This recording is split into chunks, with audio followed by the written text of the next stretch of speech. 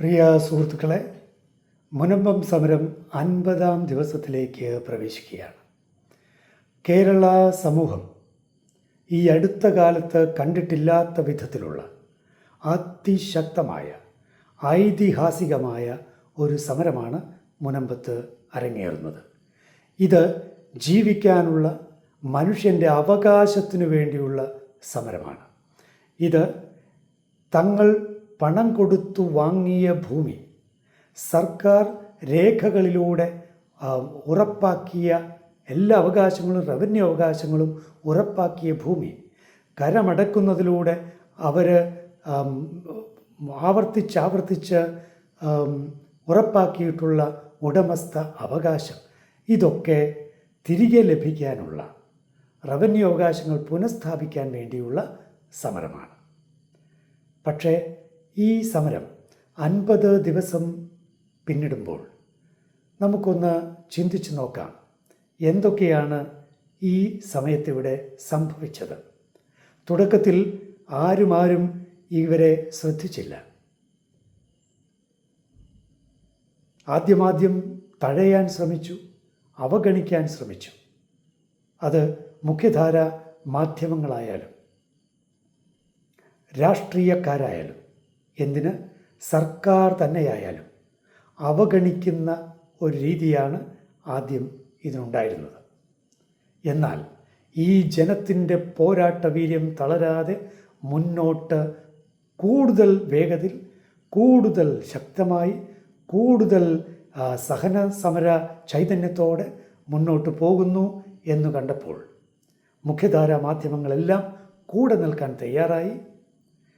രാഷ്ട്രീയക്കാർ അവരുടെ വാഗ്ദാനങ്ങളുമായി മുന്നോട്ട് വരാൻ തയ്യാറായി. അത് കോൺഗ്രസ് ആയാലും CPM ആയാലും മുസ്ലിം ലീഗ് ആയാലും BJP ആയാലും അങ്ങനെ മുന്നോട്ട് വന്നവരാണ്. പക്ഷേ ജനം ആഗ്രഹിച്ച പൂർണ്ണമായ റവന്യൂ അവകാശങ്ങളുടെ പുനഃസ്ഥാപനം ഇതുവരെയും ലഭിച്ചിട്ടില്ല. വഖഫ് ഭേദഗതി ബില്ല് നിയമസഭയിൽ പാർലമെൻറ്റിൽ ചർച്ചയ്ക്ക് വന്നില്ല.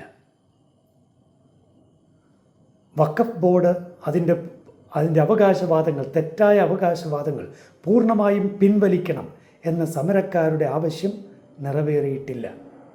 ഏതായാലും സർക്കാർ ഒരു ജുഡീഷ്യൽ കമ്മീഷനെ നിയമിച്ചിരിക്കുകയാണ്. ആ കമ്മീഷൻ നീതിപൂർവം പ്രവർത്തിക്കും എന്ന് ഞങ്ങൾ പ്രതീക്ഷിക്കുകയാണ്.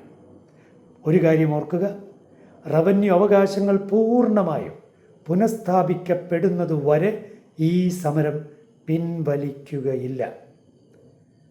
ഈ സമരത്തെ പലരും ഭയപ്പെടുന്നു. ഈ സമരം നിലച്ചു കാണാൻ പലരും ആഗ്രഹിക്കുന്നു. പക്ഷേ വ്യക്തമായി പറയട്ടെ, 100 അല്ല 150 അല്ല 300 ദിനങ്ങളാണെങ്കിലും ഈ ഐതിഹാസിക സമരം മുന്നോട്ട് കൊണ്ടുപോകാൻ ഞങ്ങളേവരും സന്നദ്ധരാണ്. അതിനുള്ള പോരാട്ട വീര്യം ഞങ്ങൾക്കുണ്ട്. കാരണം ഇത് ഞങ്ങളെ സംബന്ധിച്ചിടത്തോളം, ഇത് മുനമ്പംകാരെ സംബന്ധിച്ചിടത്തോളം അവരുടെ ജീവിത പ്രശ്നമാണ്. ന്യായമായ അവകാശങ്ങൾക്ക് വേണ്ടിയുള്ള സമരമാണ്. ഒപ്പം മതേതര ഇന്ത്യയുടെ മുഖം സംരക്ഷിക്കാനുള്ള സമരമാണ്. ഭരണഘടനയെ സംരക്ഷിക്കാനുള്ള സമരമാണ്. ജനാധിപത്യ ബോധത്തെ പിടിച്ചു നിർത്താനുള്ള സമരമാണ്. മുനമ്പം തോറ്റാൽ ഇന്ത്യ തോറ്റു. നിങ്ങൾക്ക്, പ്രത്യേകിച്ച് മുനമ്പം നിവാസികളായ എല്ലാ സുഹൃത്തുക്കൾക്കും സമരാഭിവാദ്യങ്ങൾ നേരുന്നു. ആത്മാർത്ഥമായ ഇടപെടലുകൾ സർക്കാരിൻ്റെ ഭാഗത്തു നിന്ന് പ്രതീക്ഷിക്കുന്നു. ദൈവം നിങ്ങളെ സമൃദ്ധമായി അനുഗ്രഹിക്കട്ടെ.